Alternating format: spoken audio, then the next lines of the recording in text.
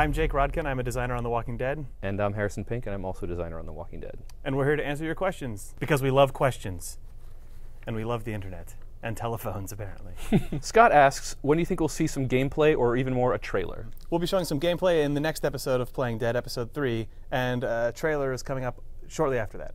Paul asks if there's any chance of couch co-op. He says, my wife and I are huge fans of cooperative games. We love to play together and totally dig the zombie apocalypse genre.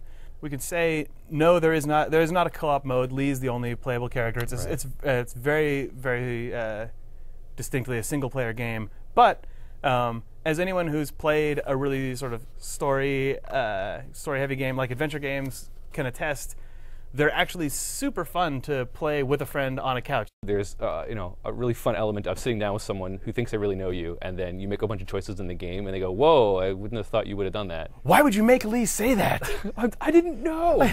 Stanton asks, will The Walking Dead be rated M for mature? We're pretty strongly expecting the game to be an M rating or in that neighborhood. We're trying to keep it really close to the subject matter of the comics and the sort of dark kind of overtones of the comics. So I think we're really trying to go towards an M. So you're saying that it's gross? It's pretty gross. There's lots of gore and blood and gross stuff. There's swears. People say the F word. Gosh darn it. People say the F word in this game. Are there any relations between men and ladies? I got a question from Andrew. He wants to know if the prison that Lee is being transported to is the same prison from the comics. The game doesn't ever actually state if it's the same prison specifically, but it's pretty heavily implied that Lee is going to the same prison. As the one in the comics? As the one in the comics, yep. Yeah, if you listen closely, you'll find out some cool stuff about that. Awesome, sweet. Hi, this is Mark calling from Baltimore, Maryland, and my question is, have you ever considered making the game in black and white to be more authentic with the comic? I think that's something definitely considered. Yeah, we talked about it a fair amount, especially early on. Definitely. There's a lot of challenges with making something look really good, moving in black and white, and static black and white is definitely something you can control easily and make look awesome in every single frame. But when you kind of give up control over the camera and like the lighting and stuff to... Yeah, I think if, and again, not to be super dismissive of it, because black and white mode is something we did talk about a lot, because the comic's in black and white, and Kirkman has talked about that a lot. But if we took the game and offered the ability to flip on a black and white mode, I think the thing that people would notice immediately is the differences between the game and the comic, whereas when the game's in color, we have a lot more to work with, and we could sort of straddle the line between a lot of different between the different ways Walking Dead's been presented. So yeah, definitely. You lose a lot more than you gain. You lose a lot more than you think. Considered, but harder than you'd think. Yeah. And it would be cool, though. Blofeld111 from the internet.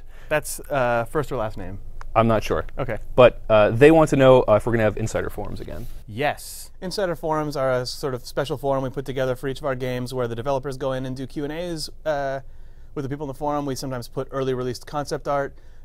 Occasionally we even do crazy stuff like a designer coming in and asking people for design ideas or like fill in some names and come up with some little bits that show up in the game.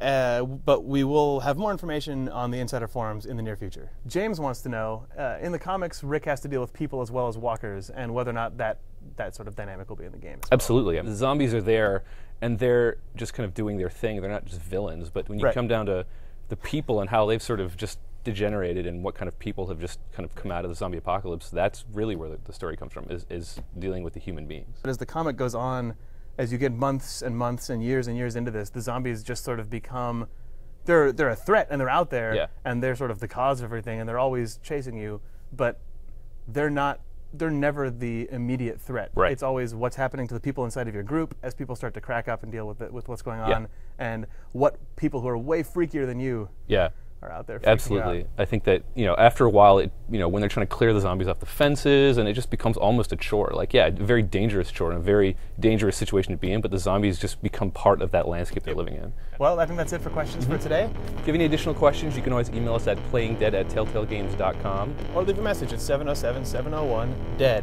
I was waving. Come on, wave, Harrison. See you guys.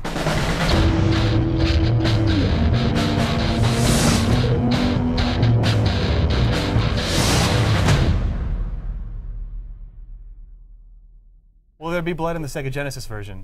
No, it'll be gray sweat. Oh no, sorry. The Sega Genesis version will have blood, but it will have really bad MIDI sound effects. But the Super Nintendo one, there'll just be some ooze that comes out. Got it. Okay. Interesting. And in Germany, they'll bleed gears. Sean will edit the out of this, and it'll be fine.